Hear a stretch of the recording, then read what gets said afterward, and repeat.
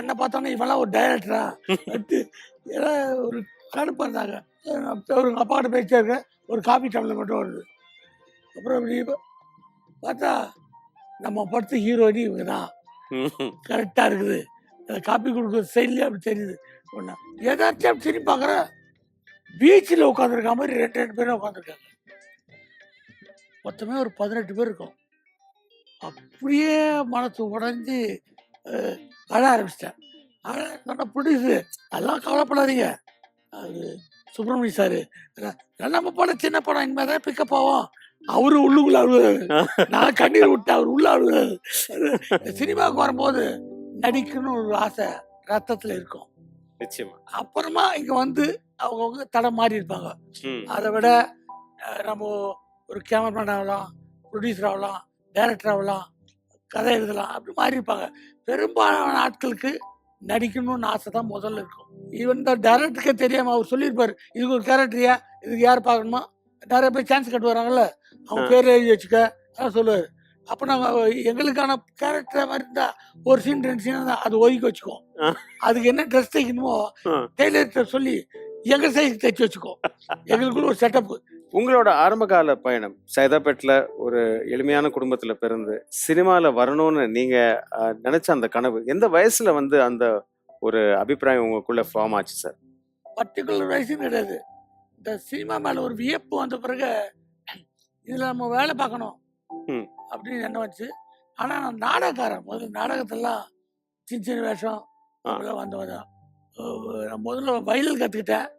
அது மூலிமா வாசிக்கிறதுக்கு வயலின் ஸ்கூலில் அசிஸ்டண்ட்டாக போய், அப்போ நாடகத்தில் யாரா வரதுன்னா இவனை கூடுவா, தம்பி அதுக்கு வந்துருப்பா போஸ்ட், அது மாதிரிலாம்.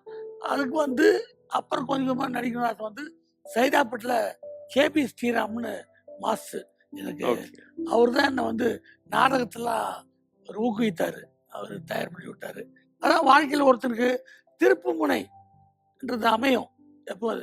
அது நான் எங்கள் டைரக்டர் வேலைக்கு சார்ந்தது ஒரு அற்புதமான திருப்பு முனை. வாய்ப்பு கிடைச்சாதான் ஜெயிக்க முடியும். ஆனா ஜெயிக்கணும்னா நம்மளை தயார் பண்ணி வச்சிருக்கணும், வார்ம் பண்ணி வச்சிருக்கணும். அந்த வாய்ப்புக்காக நம்மளை தயார் பண்ணி வச்சிருக்கணும். அதான் வாய்ப்பு.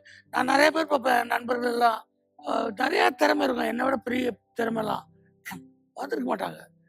கஷ்டமா இருக்கும். ஜெயிச்சவனை கேளுங்க, உடனே முதல்ல உருவாக்குவேன், என்ன சார் இவ்வளோ பெரிய ஆள் ஆகிட்டீங்க, பெரிய ஆளுன்னு, எல்லாம் உழைப்பு தாங்க அப்படின்பா. தோத்தவனை கேளுங்க, விதிங்க, நேரம் சரி, நேரங்க, ரெண்டுத்துக்கும் பதில் ரெடியா இருக்கு.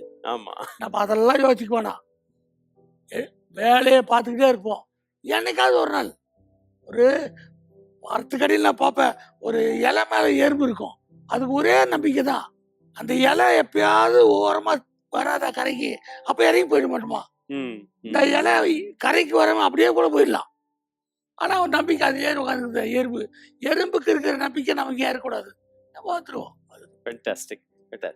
சார், பாரதி ராஜா சாரும் சரி, பாக்யராஜ் சாரும் சரி, அவங்களோட உதவி இயக்குனர்களை ஏதாவது ஒரு காட்சியில நடிக்க வச்சிருவாங்க இல்லையா சார்? அந்த மாதிரி பாக்யராஜ் சார் டைரக்ஷன்ல நீங்க எத்தனை வேடம் பண்ணிருக்கீங்க? பெரும்பாலும் படத்துல. அது ஈவன் தான் டைரக்டருக்கே தெரியாம அவர் சொல்லியிருப்பாரு, இதுக்கு ஒரு கேரக்டரியா, இதுக்கு யார் பார்க்கணுமா, நிறைய பேர் சான்ஸ் கட்டு வராங்கல்ல, அவங்க பேர் எழுதி வச்சுக்க சொல்லுவார். அப்போ நாங்கள் எங்களுக்கான கேரக்டர் மாதிரி இருந்தால் ஒரு சீன் 2 சீன் தான் அது ஒதுக்கி வச்சுக்குவோம். அதுக்கு என்ன ட்ரெஸ் தைக்கணுமோ டெய்லர்கிட்ட சொல்லி எங்கள் சைஸ் தைச்சி வச்சுக்குவோம். எங்களுக்குள்ள ஒரு செட்டப்பு கரெக்டாக அந்த ஸ்பாட்டு. சார் ஆளே கிடைக்கல சார், யோ என்ன அவர் கோபிச்செட்டிப்பாளையத்தில் இருப்பார், கொடைக்கானல் இருப்பார், இங்கே ஆளே கொடைக்கானல் இருந்து இப்போ ஆளே கிடைக்கல, எங்கே போகிறது சார்? அதான் பார்த்தேன் சார், இந்த அளவுக்கு எனக்கு கூட பொருத்தமாக சார் ட்ரெஸ்ஸு, நான் போட்டு விடுமா, நீங்க பிளான் பண்ணி வச்சே பண்ணீங்க அப்படி வர்றாங்க.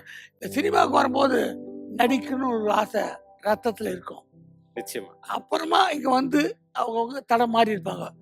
அதை விட நம்ம ஒரு கேமராமேன் ஆகலாம், ப்ரொடியூசர் ஆகலாம், டைரக்டர் ஆகலாம், கதை எழுதலாம், அப்படி மாறி இருப்பாங்க. பெரும்பாலான ஆட்களுக்கு நடிக்கணும்னு ஆசை தான் முதல்ல இருக்கும். நிச்சயமா நிச்சயமா. இயக்குனர் ஆகணும்னு நீங்க முதல்ல நினைச்சதா சொன்னீங்க. ஆண் பாவத்துல உங்களை நீங்க கதாநாயகனா எழுதும்போது பாத்தீங்களா, அல்லது வந்து அது எதிர்ச்சியா நடந்த ஒரு சம்பவமான விஷயம்? இதுக்கு நான் இப்படி ஒரு கேள்வி கேட்பீங்க நான் எதிர்பார்க்கவே இல்லை. இதுக்கு சொல்லணும் பதில் நினைச்சிருந்தேன். எதுவுமே திட்டமிடலே கிடையாது அந்த படத்தில்.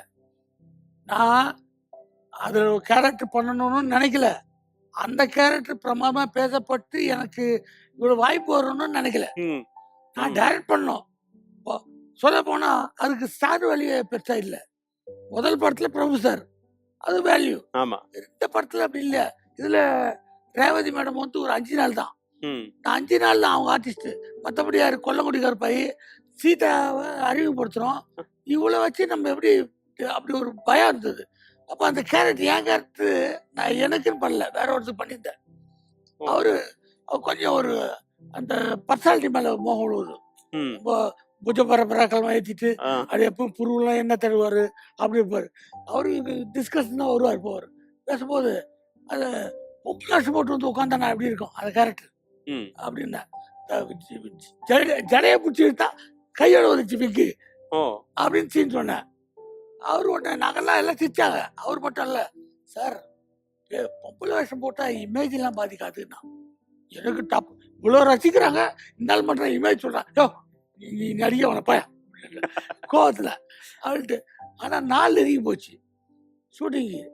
அப்போ என்ன அது இப்படின்னு பார்த்தா அது மொத்தம் கம்மியாக தான் சீன்ஸு. பேசாமல் நான் நடிச்சிரியா அப்படின்ட்டேன். எங்கள் பசங்க அசிஸ்டண்ட்லாம் முகம்லாம் கருத்து போச்சு.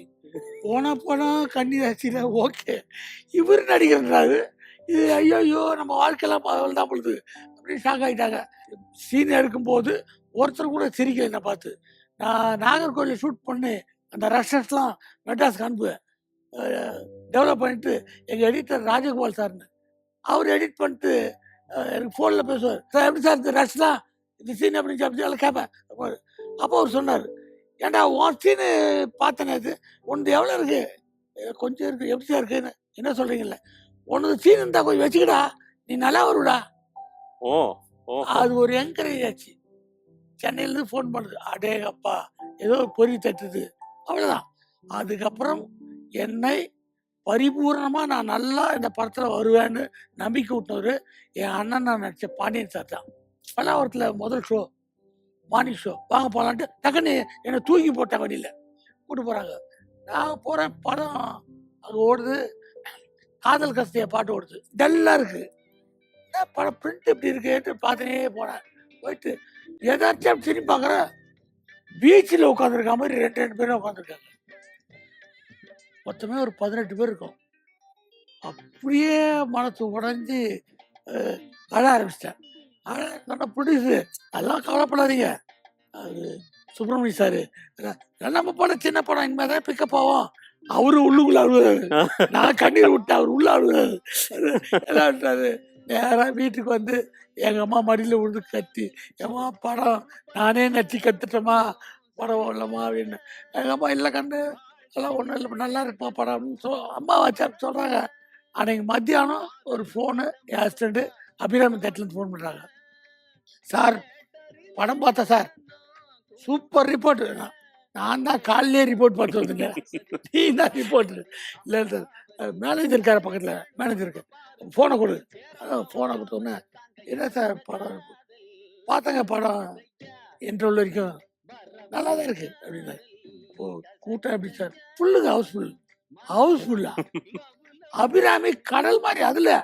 ஆமாம் சார், ஆனால் உங்கள் படத்துக்கு வந்த ஜனங்கள்ல படிக்காதவனுக்கு வந்த படங்க அந்த ஓவர் ஃப்ளோவில் இதுக்கு வந்துருக்கு, இங்கே வந்து நிற்கிறாங்க. ஓகே, நீங்கள் முடிஞ்ச வாங்கினாரு. அப்புறம் சைக்கிள் வச்சுருக்கேன், சைக்கிள் எடுத்து வேகமாக ஓட்டி அபிராமி தேட்டருக்கு வர்ற கடைசியில் ஓடுது. என்னை எல்லாரும் துரத்துவாங்க கட்டையை எடுத்துன்னு அடிக்கிறதுக்கு. கத்துறாங்க, நல்லா இருக்குன்னு கத்துறாங்களா நல்லான்னு கத்துறாங்களா ஒன்றும் புரியல. அப்போ ஒரு பையன் என்னை கூப்பிட்டு, நீ தானே அது பார்த்துட்டு அதுதான் அவன். அப்போது ஒரு 2 ரூபாயை கொடுத்து கையெழுத்து போட்டுனாப்புல. அதான் ஆட்டோகிராஃப் முதல்ல அப்படி போடுற. அப்பா அதாவது இவ்வளோ விமர்சனங்கள் போவ ஜனங்க கை தட்டாங்கல்ல, அது வாழ்க்கை அதான் சார். அதுக்காக இன்னைக்கும் நினைக்கிறாதான் இந்த சினிமாக்காகவும் இந்த தமிழுக்காகவும் இந்த ரசிகர்களுக்காகவும் எவ்வளோனா கஷ்டப்படலாம் சார், எவ்வளோனா வேதனைப்படலாம். இதை மாதிரி ஒரு சொர்க்கமான ஒரு தொழில் உலகத்திலே கிடையாது சார். ஆண் பாவத்தில் 2 பேருக்கு முதல் படம். ஆமாம், உங்களுக்கு நடிகனா, சீதாமாவுக்கு முதல் படமா ஹீரோ. அவங்க உங்களுக்காக ஒரு ஸ்பெஷல் வீடியோ பைட் ஒன்று அனுப்பிச்சிருக்காங்க. ஓ, ஓ, அதை பார்த்துலாம் சார். ஓ, ஓ. வணக்கம். லட்சக்கணக்கான ரசிகர்களோட மனசுல இடம் பிடிச்சதுக்கு காரணம் அவர்தான். இத்தனை வருஷமா என் கலை பயணம் நல்லபடியா போயிட்டு இருக்குன்னா அதுக்கு காரணம் அவரு மூலியமா எனக்கு கிடைச்ச வெற்றி படம் ஆண்பாவம் தான். இன்னைக்கு என் வாழ்க்கையில நான் இந்த நிலைமையில இருக்கேன்னா அதுக்கு காரணம் என் குருநாதர் மட்டும்தான். அவருக்கும் அவர் குடும்பத்தாருக்கும் எப்பவுமே நான் ப்ரே பண்ணிக்கிட்டே இருப்பேன்.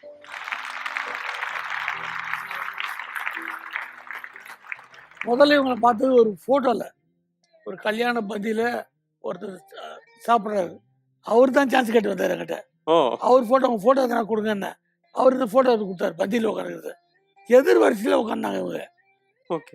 இந்த பொண்ணு நல்லா இருக்கு சார், அவங்க அப்பா கூட அசிஸ்டன்ட் ஆகிட்டு சார் கொடுறாத டேய் அவங்க அட்ரஸ் கேள்றா அப்படி அப்படின்ட்டு வண்டியை பிடிச்சி அவங்க வீட்டுக்கு போனால் அப்பா அவங்களுக்கு நடிக்கிறதுல இன்ட்ரெஸ்ட் இல்லை. யார் இவனுக்கு சினிமாக்காரன்னு ஒரு கடுப்பு. பார்த்தாத்து என்ன பார்த்தோன்னே இவெல்லாம் ஒரு டைரக்டரா ஏன்னா ஒரு கடுப்பாக இருந்தாங்க. ஒரு அப்பா கிட்ட பேசிட்டே இருக்கேன். ஒரு காபி டம்ளர் மட்டும் வருது. அப்புறம் இப்படி பார்த்தா நம்ம படுத்த ஹீரோயினி இவங்க தான். கரெக்டாக இருக்குது. அந்த காப்பி கொடுக்குற சைட்லேயே அப்படி தெரியுது ஒன்றா. ஆனால் அவங்களுக்கு என்ன பிடிக்கவே இல்லை. முதல்ல நடிக்கவே பிடிக்கல. நடிக்க தோத்த கேட்க வந்தால் எப்படி பிடிக்கும் அப்படின்னாங்க. அப்புறம் அவங்க பேசுறதே பார்த்தா கோபமாக இருக்கான். நடிக்கிறதுக்கு ஐடியா இருக்குங்க. யார் சொன்னது? இல்லை கேஸ் அப்படி யார் சொன்னா? நம்ம 2வது நாள் நம்ம படம் எடுக்கிறோம். அது போகும்போது நீ தான் டைரக்டரா? நீவா போனு நான் தான் பண்ண.